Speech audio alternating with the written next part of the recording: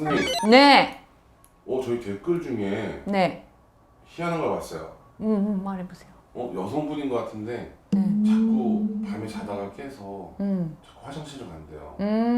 화장실을 가도 네. 시원하게 보지 못하고 그래서 아. 매일 밤 그게 반복돼서 너무 힘들다 그러는데 이것도 질병이에요? 질병일 수 있죠. 그거는 근데 사실 검사를 해봐야 되고요. 제가 지금 제일 의심되는 거는 방광염입니다.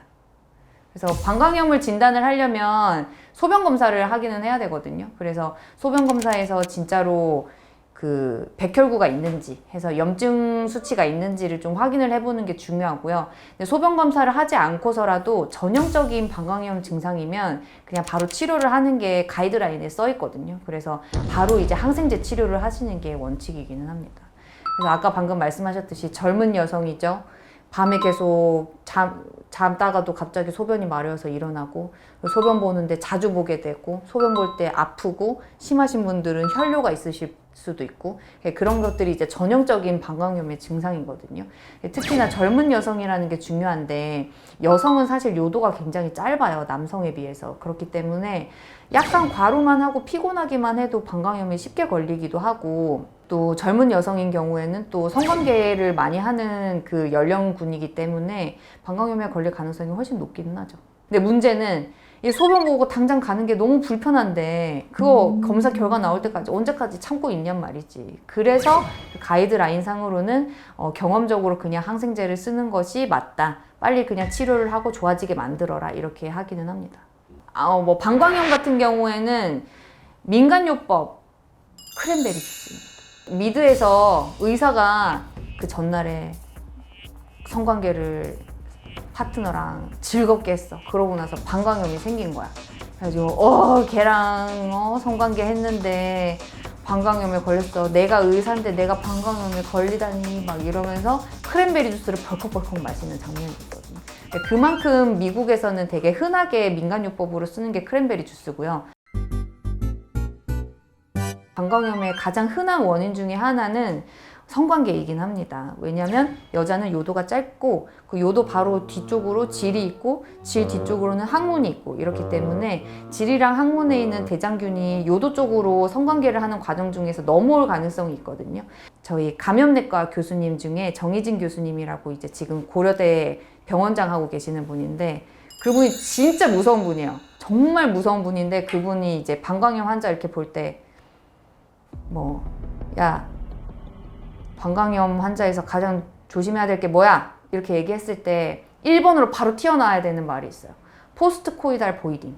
그러니까 성관계 이후에 반드시 소변을 봐라.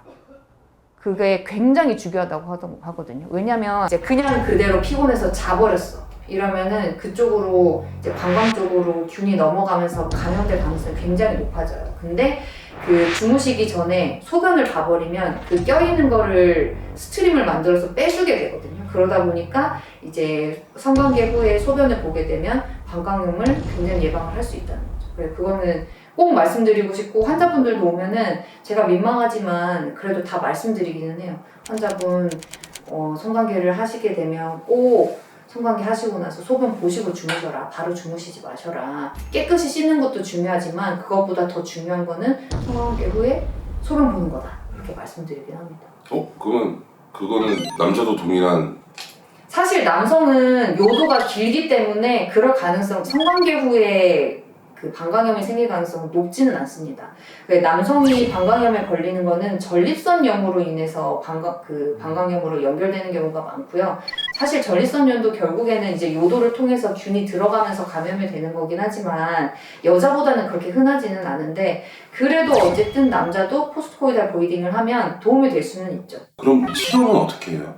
치료는 사실 항생제기는 해요. 근본적인 치료는 그 안에 있는 균을 죽이는 거잖아요. 그냥 약국에서 약 먹는 거는 항생제 성분이 안 들어있거든요. 항생제는 전문의 약품이기 때문에 전문의가 처방을 해야만 항생제를 받을 수 있어서 좀 불편하신 증상이 있고 의심이 되시면 그냥 바로 병원으로 오세요. 병원으로 오셔서 검사도 해보시고 정확하게 진단 받으시고 정확한 치료 받으시고 이러는 게 좋을 것 같습니다.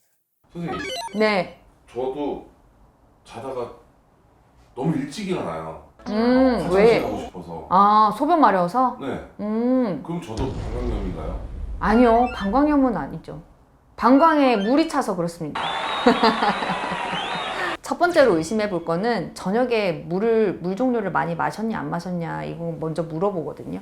방광이 정해져 있는 용량이 있잖아요. 근데 몇 시간 동안 자고 있으면 당연히 방광에 물이 차겠지. 근데 그거에 많이 차는 분이시다. 아침에 그것 때문에 좀 일찍 깬다. 더 자고 싶은데 이러신 분들은 저녁에 한번 물을 안 드셔보시는 걸 추천드립니다. 당연히 이렇게 밥 먹을 때 물이야 드실 수 있겠지만 한 밤 8시, 9시 이후로 물 안 먹고 주무셔 보시면 다음날에 아마 좀 덜 하실 거예요.